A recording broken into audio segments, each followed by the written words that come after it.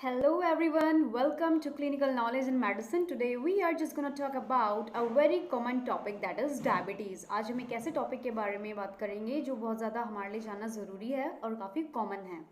So let's start with the overview. हम इसमें जानेंगे कि व्हाट इज़ डायबिटीज़, डायबिटीज़ क्या है, इसके क्या कारण होते हैं और ये कितने प्रकार की होती है और हम इसको कैसे पहचान सकते हैं कि किसी पेशेंट को डायबिटीज़ है. What will be their diagnosis, उसकी अगर किसी पेशेंट को डायबिटीज़ है तो उसकी क्या क्या जांच होनी चाहिए. मेटाबॉलिक चेंजेस, किसी पेशेंट को डायबिटीज़ है तो उसके बॉडी में होने वाले क्या क्या चेंजेस रहेंगे. Long term effect of diabetes and at last we will talk about the management. So first of all let's talk about the what is diabetes. Diabetes क्या है? Diabetes is a chronic metabolic disorder or the syndrome that is characterized by the elevated blood glucose level. Okay, basically क्या होती है diabetes को आमतौर पर हम sugar की बीमारी के नाम से भी जानते हैं. क्या होता है हमारी बॉडी में, पेनक्रियास से हमारा एक इंसुलिन नेम हार्मोन सिक्रीट होता है beta cells of the pancreas से. जिस पेशेंट को डायबिटीज़ होती है उस पेशेंट में इंसुलिन अच्छे से उसकी बॉडी में बन नहीं पाता या फिर उसकी बॉडी से अच्छे से इंसुलिन का यूज़ नहीं हो पाता या फिर अच्छे से सिक्रीशन नहीं होता, जिसकी वजह से हमारे ब्लड में जो ग्लूकोज का लेवल है वो बढ़ जाता है. इंसुलिन क्या करता है, हमारे फूड को ब्रेक डाउन करके हमें एनर्जी प्रोवाइड कराता है और हमारे टिश्यूज़ इसको यूज़ करते हैं. तो जब हमारे टिश्यूज़ को यूज़ नहीं कर पाते अच्छे से तो ये ब्लड में ग्लूकोज की जो भी हम कार्बोहाइड्रेट्स डाइट लेते हैं तो उसमें शुगर, सुक्रोज, वटेवर, तो हमारा जो टिश्यूज़ तो यूज़ नहीं कर पाते तो क्या होता है कि हमारे ब्लड में ही वो इंक्रीज़ होता रहता है ग्लूकोज का लेवल, जिसकी वजह से हमें हाइपरग्लाइसीमिया हो जाता है या फिर डायबिटीज़. क्या आप जानते हैं कि ये एक ऐसे third leading cause of that disease है जिसकी वजह से हमारे इंडिया में 6 करोड़ पीपल सफ़र कर रहे हैं आफ्टर हार्ट डिजीज़ और कैंसर के बाद.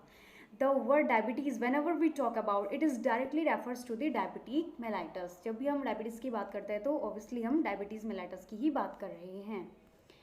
अब हम जानेंगे कि इसके क्या कारण होते हैं. जो पहला है हमारा factor that is heredity factor, means family to family और जनरेशन टू जनरेशन.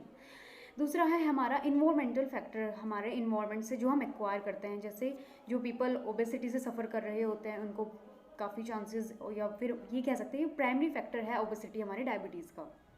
ठीक है, हमारा सीडेंट्री लाइफस्टाइल और हमारा काफ़ी सारे वायरल इन्फेक्शन की वजह से.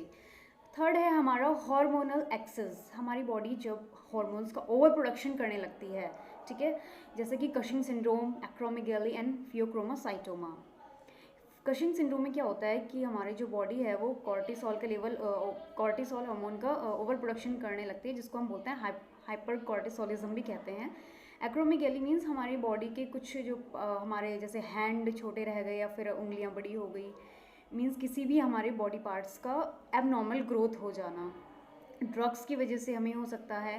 पैनक्रेटिक डिजीज़ जैसे pancreatitis, inflammation of the pancreas. Pancreatectomy means this is a surgical procedure that in which हम क्या करते हैं जिसमें पैनक्रियास को रिमूव कर देते हैं. Cystic fibrosis.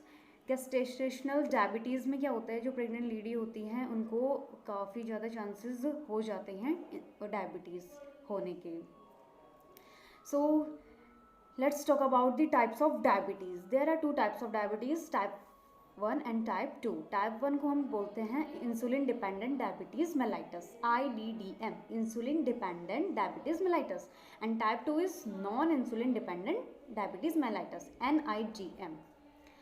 So first of all हम क्या बात करेंगे, इंसुलिन डिपेंडेंट डायबिटीज़ मेलाइटस, मतलब कि वो डायबिटीज़ जो इंसुलिन पर डिपेंड है. इसको क्या बोलते हैं, इसको जुवेनाइल ऑनसेट डायबिटीज़ भी कह सकते हैं हम, और टाइप 1 डायबिटीज़ भी. ये मेनली चाइल्डहुड में बच्चों में पाई जाती है या बच्चों में होती है, ऑलमोस्ट 12 to 15 ईयर के बच्चों में. This disease is characterized by almost total deficiency of insulin. उनमें हेरिडिटी ही, मतलब कि फैमिली टू या फिर जनरेशन टू जनरेशन ही उनमें इंसुलिन की टोटल डिफिशियंसी होती है, जिसकी वजह से उनके जो बीटा सेल्स ऑफ पेनक्रियास है उसका टोटल ही डिस्ट्रक्शन हो जाता है. व्हेन पेनक्रियास प्रोड्यूस लिटिल और no insulin, the beta cell destruction में be caused by drugs, viruses and autoimmunity.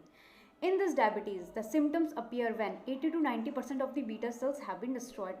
इसके सिम्टम्स कब दिखते हैं हमें, जब 80 से 90% जो हमारे बीटा सेल्स हैं वो डैमेज हो चुके होते हैं, तब हमें पता चलता है कि हाँ डायबिटीज़ है.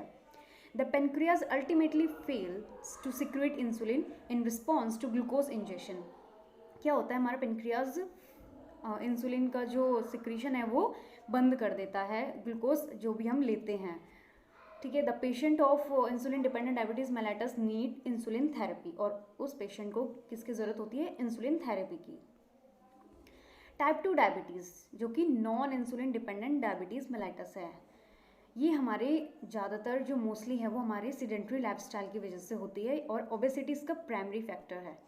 Non insulin dependent diabetes mellitus is also known as the adult onset diabetes. ये मोस्टली मिडिल एज पीपल में ज़्यादा पाई जाती है. Above 45 years is the most common, accounting for 80 to 90% of the diabetes population. Affects the way the body processes blood sugar glucose.